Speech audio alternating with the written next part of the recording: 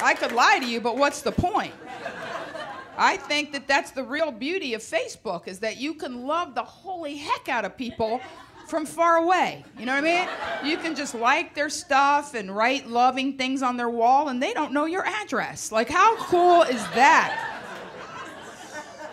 I love that. You know, like, everything is about how you frame it, how you use it. Nothing is good or bad. And the older I get, the more I realize that it's whatever you ascribe, whatever you decide that thing is, you know? Is this a good thing or is this a bad thing?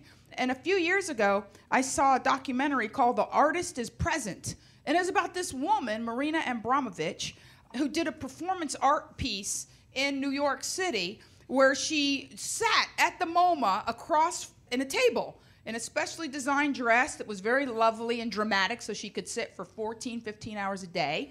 And she would sit at a table and evidently had this power of staring people in the eye with complete focus and unconditional love, which used to not be rare years ago, that people could sit still and look at other people in the eye. But evidently now it's like a fucking commodity you buy a ticket to.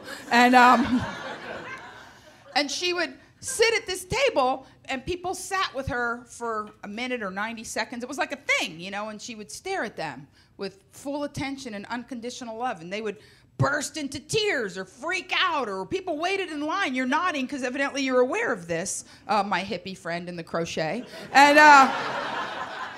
And she sat at this table for 14 hours a day for months at a time, and the lines at the MoMA were around the block, people waiting to sit at this table. And security guards had to stop people from taking their clothes off. People wanted to sit in front of her naked, and celebrities did it. Jay-Z did it. You know, if he did it, it was big. And yeah, everybody knows him and Bey run the world. But the point is that after I watched it, I thought, that's going to be my spirit animal.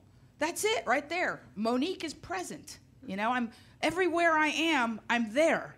Like, people ask me now, what's your material about? What do you talk about?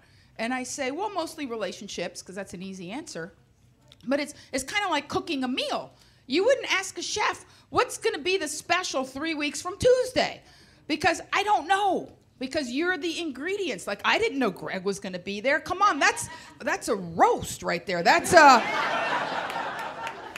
Honestly, Greg, that's a high compliment. I don't even eat meat myself, but I'm not a vegetarianist. I'm not one of those people like I watch what I eat, but I don't care. In fact, when I tell men I don't eat meat, they go, well, do you mind if I eat meat? Like, you know, it's always dudes. Women do their own thing, you know. But guys are always like, do you mind if I... No, please, eat a steak. You're going to need a lot of protein to deal with me. You know, like, you eat a lot. Eat a half a cow. I don't care. I don't care what you do. Because I got to be honest with you. See, that's one of those double standard, sexist, knife cuts both ways. I watch what I eat because I'm a girl, you know. I don't trust men that are picky eaters and watch what they eat. I got to be honest with you. Too ladylike. I like to see, not only do I like to see men eat meat, Greg, I like them to eat meat and potatoes and gravy, and I don't like them to eat like with prissy manners and stuff on the side. I like them to eat like they're on Naked and Afraid. You know what I mean? Like, I enjoy watching men really. Physical pleasures are physical pleasures. I tell women, you don't want that salad dressing on the side guy, you know, with the fancy manners. You want the guy that slurps, you know. You want the guy that gets spaghetti sauce on his shirt. Like, that's the guy that'll lick you like a snow cone at State Fair. You want the soup slurper. You want the guy that slurps his soup. And I think I've become Jason's spirit animal. I think